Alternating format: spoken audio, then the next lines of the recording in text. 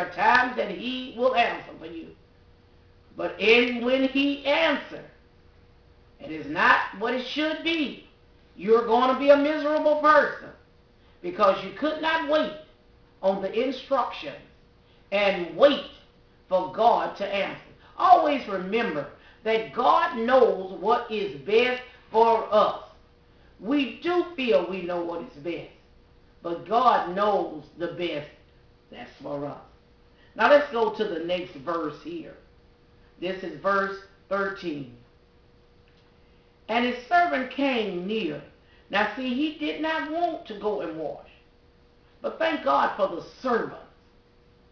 The servants went near, came, and spoke unto him and said, my father, if the prophet had bid you to do some great thing.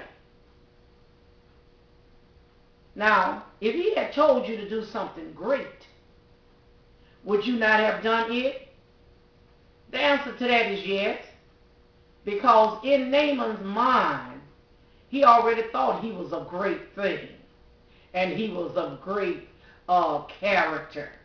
Because he had a position of being the captain over the Syrian army. Isn't that the way we are? We boast up so much in pride. And we think that we are so much. And we have a tendency to act that way.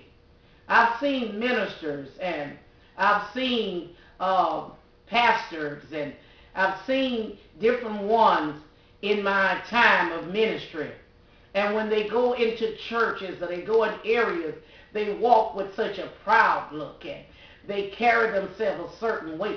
And if you don't go when they come into the church and run and take them to the pulpit, they have a tendency to feel real bad. But you know, that is not the way of God, and I'm telling you the reason. Because if you know who you are, and you know what you are, and you know whose you are, it's good to respect you. But if it was no seat, but one seat in the back of the church, you can still sit there. Some of us is so full of pride until we are missing our blessing. Zacchaeus had to get up in the sycamore tree because he wanted to see Jesus. And he got there because he was short in stature, and we know that. But he was getting up so high. Sometimes that represents us. We are so high until God has to call us down. Zacchaeus had to come down because God said, come down, Zacchaeus. I'm going to your house today. Sometimes we have to come down. Naaman was so high in his spirit and his might that he wanted the man of God to do what he wanted. He would have been happy. But God is not going to work that way for all of us. And I know even as I talk now, it's for somebody right now that you've been haughty in your spirit. You've been uppity. But it's time now, calm down. Because God can only use the humble and the meek. Amen. The servant told him. And sure enough, then went he down and dipped himself 7 times in Jordan, according to the saying of the man of God. And his flesh came again unto him. It was just as a little child's flesh.